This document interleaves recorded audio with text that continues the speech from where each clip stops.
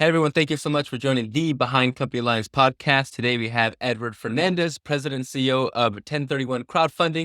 1031 Crowdfunding is a leading real estate investing platform for 1031 exchanges and alternative investments vehicles focused on tax deferral. And it's so exciting not only chatting to you about your background and your experience, but as I was diving into 1031 crowdfunding and what you're able to really give people in terms of a different investment vehicle, kind of new opportunities, and really disrupting a lot of the mystique around ways that people can actually invest their capital in things outside of stocks and all the other, I think we're bombarded by all these newer investment vehicles, but there's a lot of them that are already kind of structured in our foundation that we're not even getting access to. So before we get into all that, what were you doing before you started the company?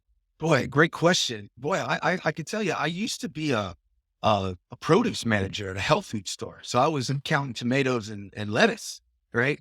And then didn't know I was a sales guy. So then some guy approached me at church and showed me an opportunity. And I started selling precious metals, gold, silver, platinum, palladium. Then I left that. And then I started trading commodities. So I started trading currencies and pork bellies and sugar and cocoa and realized I thought I was saving the world and going to make all these people all kinds of money, but kind of realized, hey, it's just like Vegas, but without the drinks, right? A lot of people started to lose a lot of money. And so I said, boy, this is going to get me old real fast. So Yeah. took a job on a company called Cornerstone Ventures. And that's where I cut my teeth in real estate.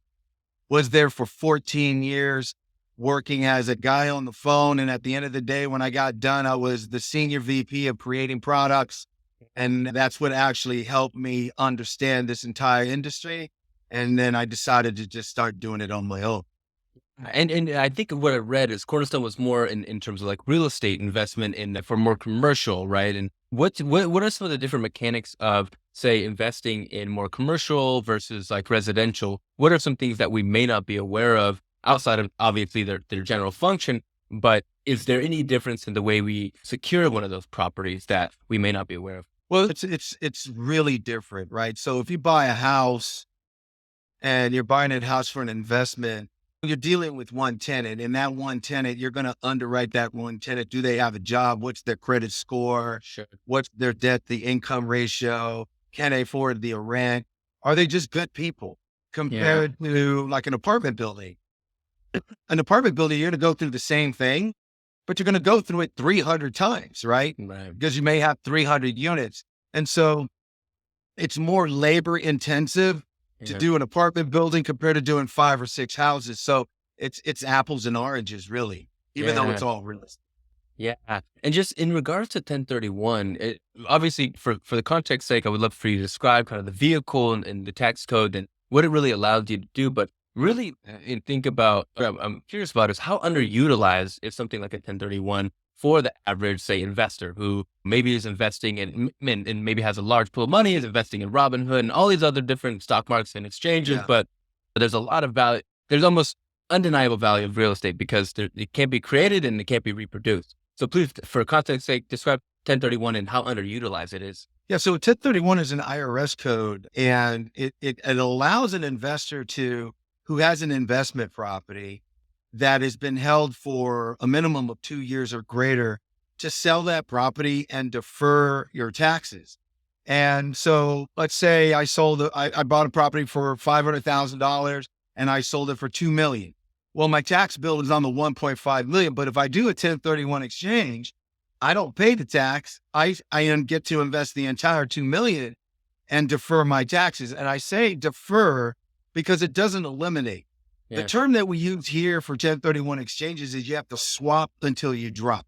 Yeah. What I mean by that is you buy a property, sell one, buy a property, sell one, doing 1031 exchanges, and then you die.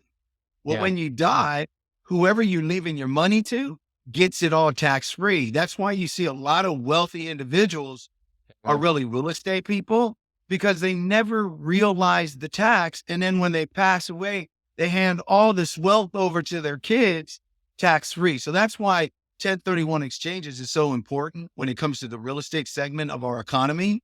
And then in regards to underutilization, we still get phone calls that, oh, I just heard about a 1031 exchange. How do you do it? I want to defer my taxes. So it's for those who are very savvy and that have done real estate for quite some time, they know what a 1031 exchange is. Yeah. But the young guys, the guys that are getting their feet wet, maybe flipping houses and doing this and that, it's not until they actually make a ton of money. Let's say they bought a house for 200 grand and they sell it for $3 million. Boy, well, that's a lot of taxes on 2.8 million. And believe me, all of a sudden they realize, wow, what's this 1031 exchange? And so it's underutilized on the younger generation. On the older generation, they're actually been using it for many, many years. Yeah. And does it really depend on when you sell that property to when that tax is realized and then having to kind of swap that out? And what are some ways that people are swapping this out? Is it buying new properties? Is it buying different types of investment vehicles, so like multifamily home? What are some of the common ways people would swap out a property if they flipped it and then are getting it to putting that money and investing it somewhere else so that it can continue kind of almost like continue growing? It sounds like a bartering system. It's like you continue bartering up to a higher value object. Yeah. Well, so prior to 2017, there was some tax reforms. Mhm. And prior to that, you can do 1031 exchanges in what we would call personal property, not just real property. So personal property would be planes, gold, fine art. The NBA, the NFL would exchange contracts between players, right? Yeah. Well, in 2017, they changed that. And there's a term called like kind. And a lot of people call us about that. They read it on our website. Yeah. And prior to 2017, like kind was important. So the reason why you would use like kind is because you couldn't go from real estate to gold or Yeah. gold to real estate. Well, now you can't 1031 exchange personal property. You can only exchange real property, i.e. real estate. Mhm. So now it's real estate to real estate. So if I sold land, I can buy an apartment building. If I sold apartment building, I can buy land and vice versa. So as long as it's real estate to real estate, that qualifies for the deferral of tax using a 1031 exchange. Got it. Got it. And you mentioned being that it's underutilized in the younger generation. And I feel like there's a huge popularity, obviously with TV, reality TV, in terms of flipping homes and adding all Yeah. these other kind of and more entertainment focused kind of ways of people earning money and making money and things like that. But where is the gap in terms of understanding when a real estate deal is good and really evaluating property? Because I think that's the biggest barrier for a lot of individuals. Maybe we know the mechanics of increasing the value of property, but procuring that piece and making sure that it's not a depreciating asset based on the foundation or whatever. But what are some ways that people can be more savvy in making sure that a deal is good, whether it's from the physical kind of property or even contractually? What are some ways that you would suggest for people to kind of go through that due diligence process? Well, so when you're talking to your real estate audience, location is key, Sure. Yeah. right? An apartment building in Newport Beach, California on the water is going to be way worth more money, no offense, than an apartment building in Mobile, Alabama, right? Location is key. But that's changing a little bit with the political stuff that's been going on for the last few years. A lot of our real estate investors are moving away from the coast, right? The West Coast, the East Coast, and they're going into the middle of the country because real estate is already risky as it is. It's not risky, but you have to understand what you're doing. So when it comes to evaluating a piece of property, location is key, number one. Number two, you really want to do what's called a property condition report, right? You want to make sure that the roof is okay, the air conditioning works, the plumbing works, Yeah. right? You don't want to, there's a term called buyer's beware. You don't want to close on a piece of real estate and all of a sudden realize, oh crap, I got to put a new roof on this thing and it's going to cost me 200 grand. You don't want to run into that stuff, right? So a property condition report is going to kind of help you with that. Want to run a survey, right? Sure. A survey says, okay, well, my property is on this line here. And a survey will say, okay, your property's on the property line, you're good. Or a survey will say, oh, you knew that little shack that you just built? That little shack is on somebody else's property line. That's a big problem. Yeah. Or a title search. You also whether when title's title clean, are there any liens on it? Does the guy who's selling the property owe the IRS money and the IRS has a lien on the property? Or he didn't pay his mechanic and the mechanic put a mechanic lien on something? You need to find all that stuff out right away. And if that's all clean, then it comes down to the numbers, right? Yeah. What does occupancy look like? What is that Is that location really a location where there's a lot of absorption? Meaning, can it fill the building? Is there Right. enough population there? Are there restaurants there? Are there activities there that are going to keep this building full? And those are the key points that you really want to focus on when you're looking at a piece of institutional quality real estate. Now, when it comes to a home or a house, you want to do an inspection, right? The inspector comes in and goes, okay, is there any termites? Is there any mold? Is the foundation okay? You want to do all that stuff. And sometimes that becomes a little annoying. But let me tell you, once you close on that piece of real estate and you start finding all this other stuff out later, it's your problem, right? Why you got to buyer beware. So those are the things you really want to do when you're starting to look at a piece of real estate before you buy. Yeah. And thinking about the mechanics, at least behind the swap, and thinking about when I had an opportunity where I purchased a certain real estate and able to sell it, and I try to repurpose the amount of money I gained on that. When I'm looking at a swap, one thing I would consider is how much that property is going to appreciate in value. And you've had a lot of Sure. factors there, but in particular, if I am someone who's I was looking at your website, there's a lot of different metrics on cash flow and things like that. What in particular should I look as an investor when I'm looking at a new property? Is it cash flow? Or is it level of occupancy? Is it maintenance? Is it the environment? Obviously, you said location. What should I really kind of think about in terms of as an investor if I'm looking to take that money and help it grow into something else without taking on too much kind of headache and with corresponding? Well, that's going to be based on your age, right? So Mm. someone who's 60 or older, they've already built their wealth, right? Yeah. They're not trying to make more money. They've built their Sure. wealth. They want to preserve their wealth. So they want to protect it.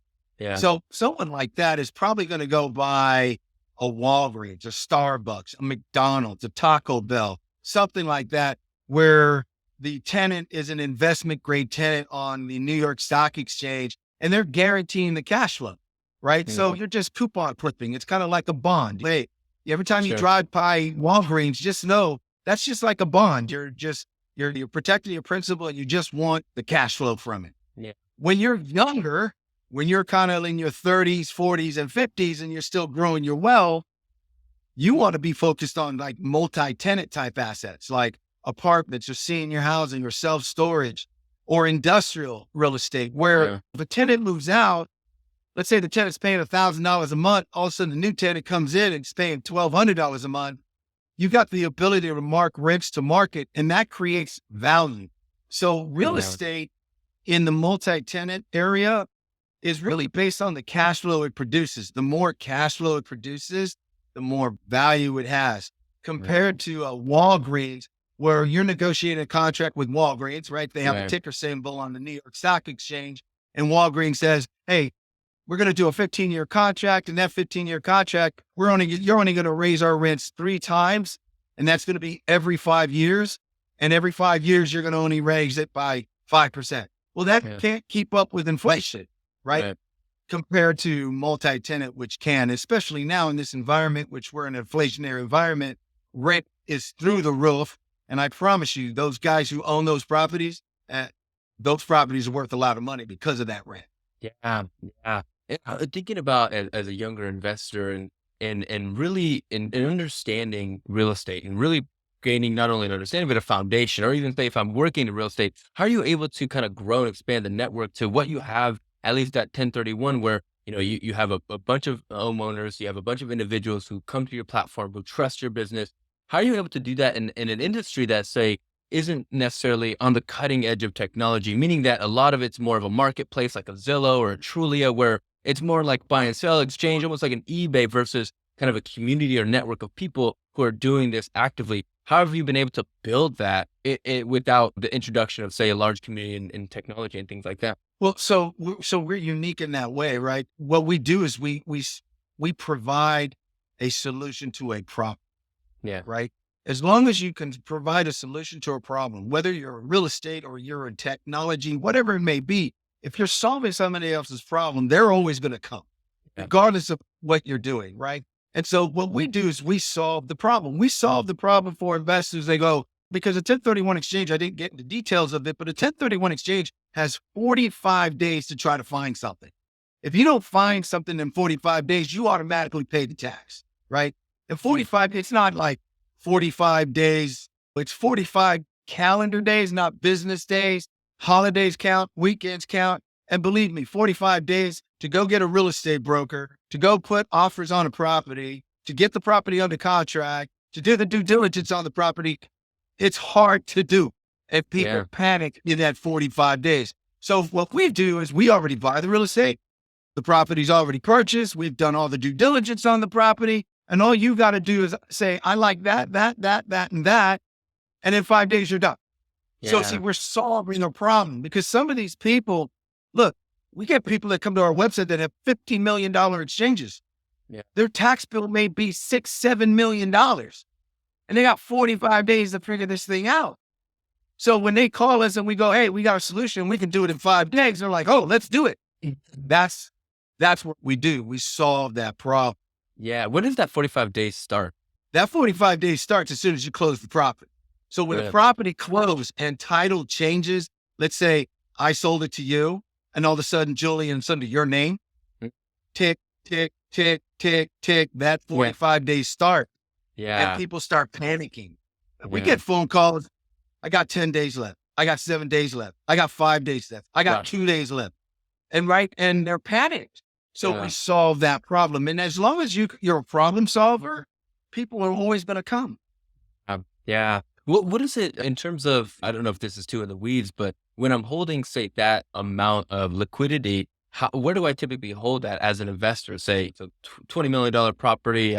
I've made 18 million on it. Yeah. I have this huge tax bill. Where do I hold that money? And then how does that change of money through the transaction of a new property? How does that process work? Good question. That's a great question.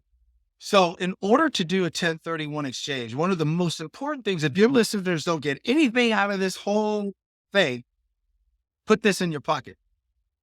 When you sell a property and you want to do a 1031 exchange, do not allow the money from the sale of the property to go into a bank account you control. That happens, you automatically pay the tax. So you have to use what's called a qualified intermediary. It's a third party. It could be your attorney who has a trust account. It could be companies like IPX or Asset Preservation or FinTechs. They act as a third party. And so what you do is you open an account with this third party, and that's going to cost you anywhere between $800 to maybe $2,500, depending on who you go with. Mm-hmm. And once you open that account, you give that information to escrow, right? And then all of a sudden the property settles and escrow is starting to send all the money out. Escrow sends that money into that account on your behalf. Yeah. Now you're in a 1031 exchange. And so you have 45 days to try to find something to replace. And then you have an additional 135 days to close on what you're trying to buy for a total of 180 days or 6 months. If you do all that, you've satisfied the requirements, you deferred your taxes. But what is this tricky part is in that 45-day period, your qualified intermediary is going to give you a form. And that form is called your identification form, your ID form. And on that form, you're going to put 123 Main Street, 456 Main Street, 567 Main Street. When you turn that form in on day 45, day 46 comes, you better buy something that's on that form. If you don't close on what is on that form, you pay the tax. And that's the tricky part, right? How do you know you're going to close on that property that's on that form? You're just crossing your fingers. God, I hope I can close on one of these things. Yeah. So that's where we come in. We solve that problem, right? We got all kinds of stuff on the website. We can close you in 5 days. The form is not an issue. Yeah. Tell us a little bit more for the audience, the traction that you've seen at 1031. What's been exciting up to this moment where things are, but obviously with the landscape changing in real estate, and we're going through another cycle of just massive rates and changing and so much that people are having to consider as home buyers and even property buyers in general. What's exciting about the next part of the journey? What kind of do you think about in the next phase of growth for 1031? That's great. That's a really good question. So with this economy changing the way it is, we got to I've been doing a lot of studying. I study what the home market index, it's called the HMI, the CPI, job markets, mortgage applications. You got to really do your research to kind of get a feel for where the market is going to go. And so because of the change of this market, before I'll use analogies. I like to use stories so your viewers can understand. Yeah. Before, there's a fruit tree and everyone had baskets and they were picking the fruit up off the ground, right? Easy making money, right? Yeah. No big deal. Now there's no fruit on the ground. Interest rates have changed. The ones that can climb the tree the highest and pick the fruit from the very top are the ones that are continuing to thrive and do business. Yeah. So what we've seen in our business is that we've gathered market share where the little guys have kind of run off, and the ones that have a brand and have an audience and a space have taken up that market share. Yeah. So what we see in the future is, this was January of 2023, literally, I don't know, 4 months ago. I say in 18 months, we're going to start seeing things coming back to normality. Yeah. But I think all this change in the real estate market is a healthy thing.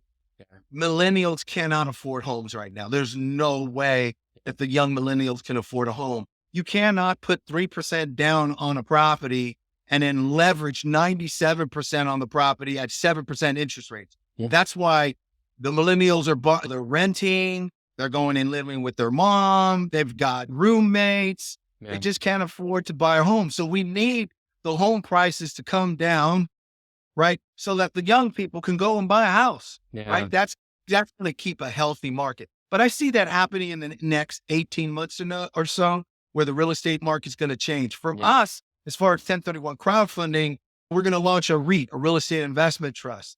We're launching an app so that the young kids, I say kids, I'm 55 years old. So, everybody less than me is a kid, right? So the young people can actually go on an app and go, you know what? I want a core plus portfolio. I want a core portfolio. You know what? I'm going to take a little bit more risk. I want to value add. They click.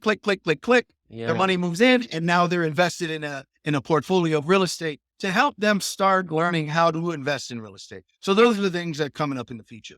Yeah, we'll describe that investment vehicle. It's almost like fractional ownership of these different properties. And where do you see, is it when the property is then or sold that you kind of earn the value that's appreciated? And what do you do as an investor? Say I put in $50,000, I get a return of $100,000. That's a return of $50,000 on top of that initial principal. Now, do I have to essentially opt into this exchange program? But is that a benefit to perpetuate the growth of that initial investment? What is that, I guess, experience look like? Yeah, absolutely. Think about it. So if you put $50,000 down, right, and I'm just going to use easy numbers, and you're earning 10%, which is unrealistic. So, or $5,000 a year in cash flow. And all of a sudden now your 50,000 turns to 100,000, right? And now you're still earning 10% on that money, right? Instead of only 5,000, making 5,000 a year, now you're making 10,000 a year. Yeah. That works when you do an exchange, because see, most people, when they say taxes, here's what they think it means. And it's 100% not correct. They only think about capital gains. They go, okay, well, the capital gains tax is X.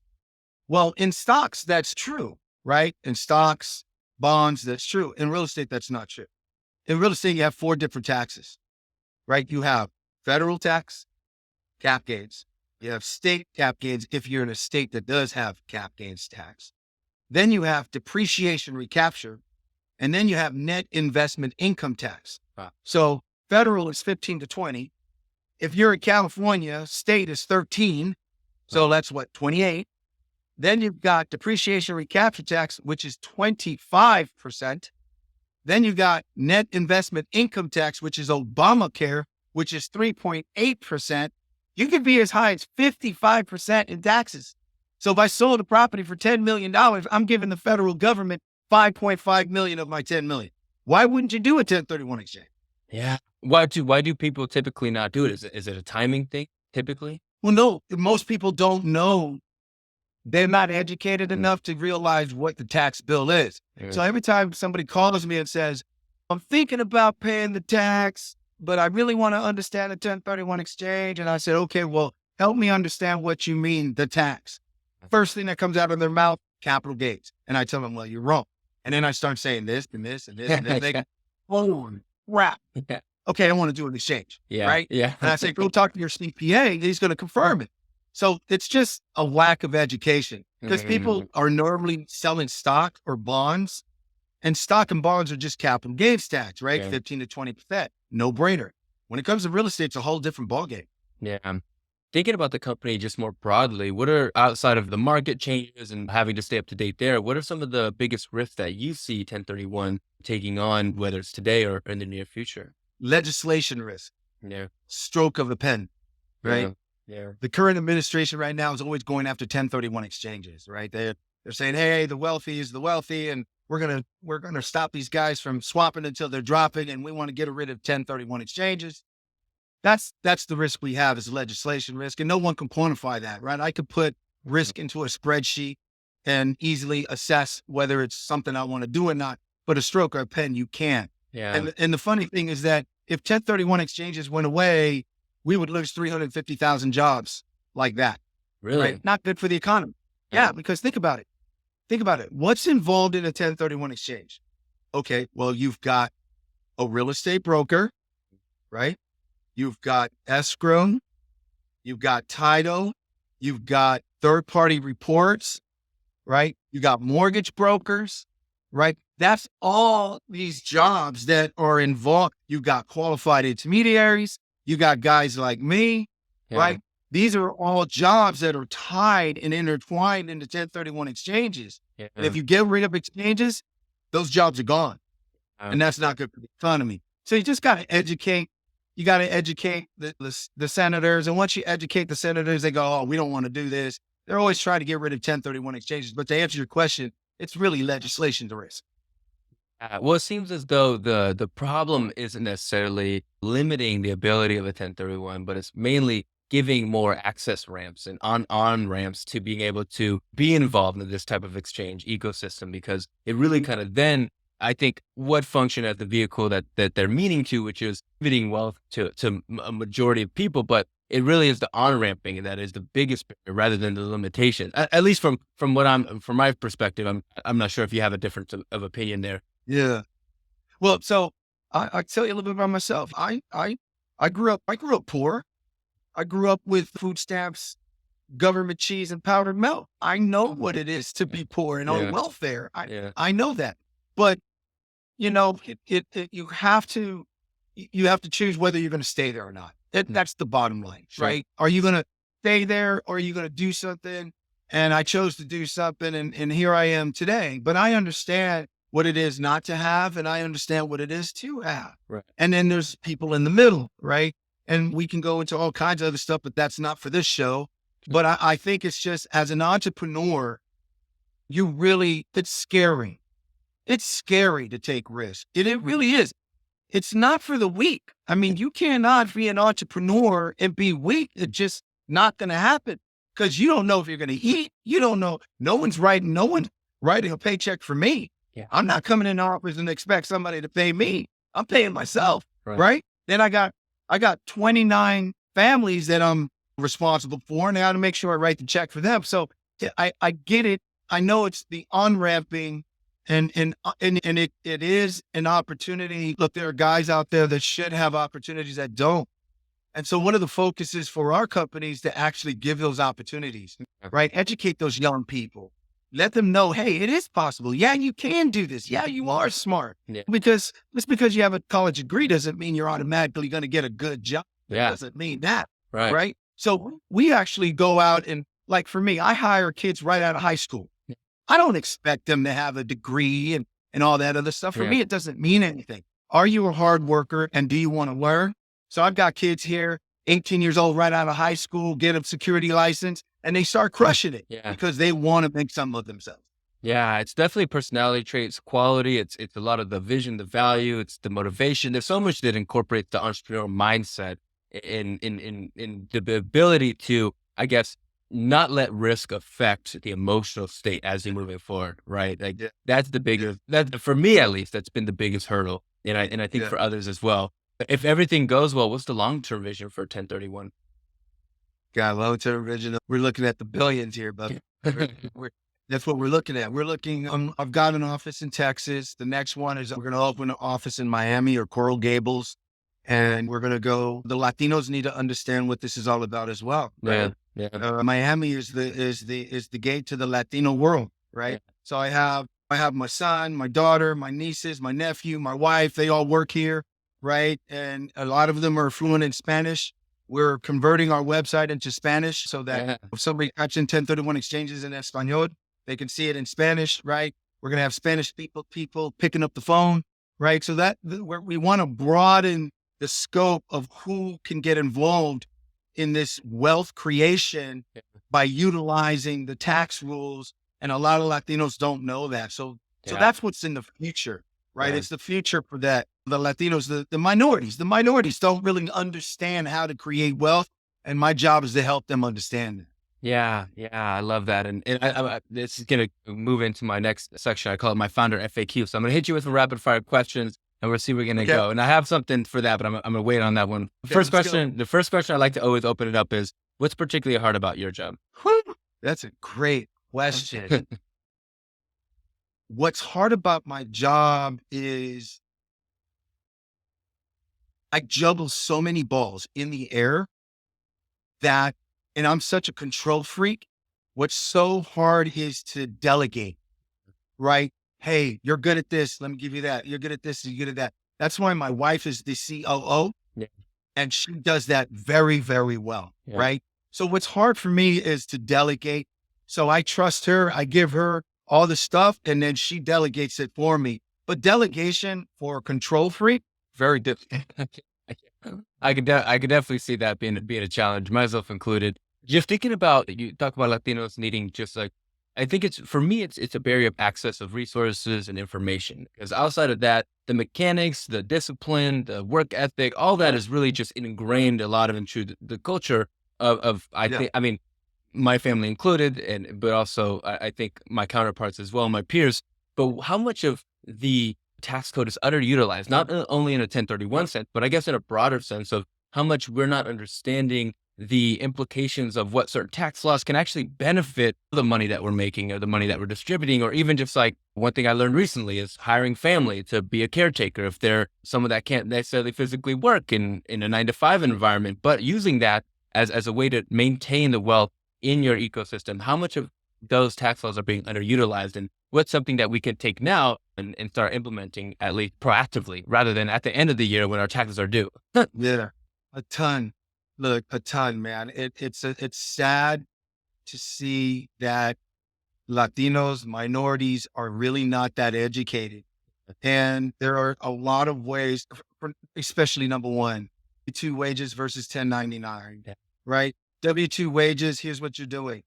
The IRS is taking money out of your paycheck every week or every 2 weeks or whatever, right? They're taking your money and they're doing something with it, right? They're not just holding it, they're doing something with it, Right. right? And then at the end of the year, you realize, oh, the IRS goes, I take too much money from you. Here's some back, right? That's where you get your check, right? Everybody gets happy. I got my tax returns back. Well, I mean, it's silly because they took too much money from you, so they're returning it back to you, right? But as a 1099 person, let's say you create an LLC, right? You create an LLC, you open up an LLC bank account, you get a debit card under that LLC, and you use that debit card for your gas. You go eat food, right? You start writing all that stuff off, and all of a sudden, let's say you make $50,000 a year, and all of a sudden you say you expensed $20,000 a year through your LLC. Well, you're only paying taxes on $30,000, right? Not 50, right? But if on a W-2, you're paying on the 50. And I never filed my taxes until October 15th. You know why?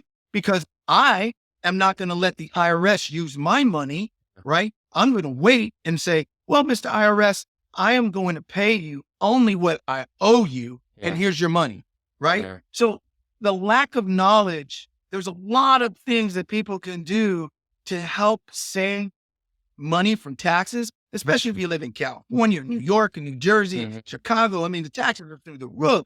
So you got to really educate yourself on business. Start an LLC, open up an LLC bank account, get a debit card under your LLC, get a credit card under your LLC. And your LLC could be a single member's LLC. It could be you, Julian Torres LLC. Well, you know what? What's your business? Oh, my business is I do podcasts. Well, okay. I got to buy headphones. I got to buy a new computer. I got to get good Wi-Fi. write all that stuff off. And by the end of the year, you're going to pay less taxes than if you were W-2.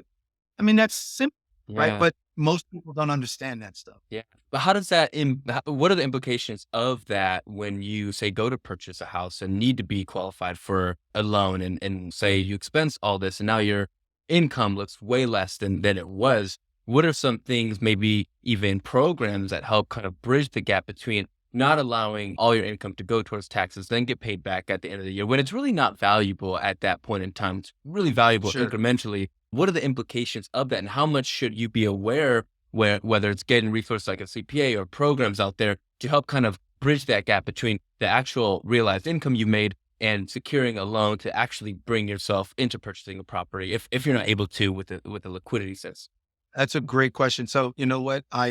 Before I do any transactions that are big transactions or any type of tax strategy that I think is a good one, I always consult with my tax professionals, right?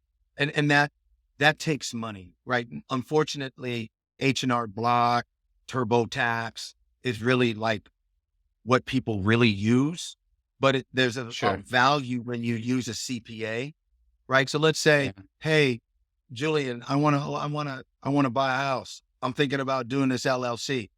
How would you how would you want me to expense things so that I can have a debt to income coverage ratio so that I can qualify for a home, right? So if you get educated, then that strategy, you're going to start implementing that strategy, and then you won't have those issues when it comes to buying a house, Yeah. right? But having a job, I mean, it's okay. Okay. A job is okay. I'm not saying it's bad, but a job creates a ceiling. Right. You can only get so high on a job, Right. right? And so if you don't want to have a ceiling, then be a job creator, Yeah. not a job taker. And then qualifying for a loan is not an issue. You Yeah. just buy it all cash because you're making all kinds of money. Yeah. Right. Thinking about your journey and being that you've worked with so many different types of, whether it's commodities, whether it's real estate, what's been one of the maybe more surprising kind of, being that now you're building technology and creating a platform, what's been a hurdle that you've had to overcome as a founder when integrating technology into your company and the process that you've created? Because a lot of founders say, we'll start to build nice tools and with fancy things for it to look good versus actually solving a problem, which is really the antithesis of good technology and good user experience. What's been like a hurdle or a surprise in that learning curve of starting to build technology, implement it into 1031 crowdfunding? So if we use the term technology, my IT department always tells me I need this, and this. Sure. And I need everything, Yeah. right? Well, as the leader, the CEO, the president of this organization, I've got to quantify what's actually practical, Yeah. right? I always put myself in the user experience. And so do I want all these bells and whistles, and is it a pain in the butt to do something? If it's a pain in the butt to do something, I Yeah. don't want to do it. And so that's the hard part when it comes to technology for 1031 crowdfunding, is that what is going to be practical with somebody to use? Is it easy for me to use? And if it's easy to me to use, I'm going to use it all the time. But sometimes it's difficult to take very complicated technology and simplify it. Yeah. And that's the challenge. The challenge is communicating with my ID department. Here's what I want, and my developers and all that other stuff, and making sure that the communication is tight so that we're all on the same page. And sometimes we lose that communication. Sure. And that makes it very tough. Yeah. What's something that you're good at now as a founder that you wish you were better at earlier on in your career? Oh man. Wisdom. Wisdom. I got some gray hair, right? So I wish I had the gray hair Yeah. many years ago, Yeah. because gray hair says you've been through some things. Yeah. You're not nowadays. You hit crypto and you're a billionaire and you haven't been through anything, right? But gray hair gives you wisdom, and wisdom, people could always appreciate you being wise Yeah. in suggestion. So that to me has been the big deal. I wish I had that when I was younger. Yeah. I always like to ask this question because I love how founders extract knowledge out of anything that they ingest, whether it's early in your career or now. What books or people have influenced you the most? Oh man, hold on. Let's see here. So yeah, I do Audible because I'm always driving. Yeah. So I don't really like read a lot of books, but I listen. So a book that I just finished right now, How to Invest by David Rubenstein, Mm. right? He's the creator of the Carlyle Group, Yeah. right? So he has a bunch of billionaires on there. And all those billionaires are talking about how they started, what were their challenges. And you ask a billionaire, hey, who invests your money? You know what billionaires say? I invest my own money. Yeah. I don't allow anybody to invest my money. That's something that was really cool. Another book called Shut Up and Listen by Tillman Fertitta. He's the owner of the Houston Rockets, Mastros. That was a good book. And another good book I just finished called Woke Inc. about the woke culture and this and that. So these are some of the books that I've just finished that actually have. And another book, The Infinite Game. I think The Infinite Game was the biggest book that actually gave me some revelation. I'm always wanting to win. I always want to beat you. I want to put my foot on your neck. But what I realize is that if my competitors are not competitors, but they're rivals, Yeah.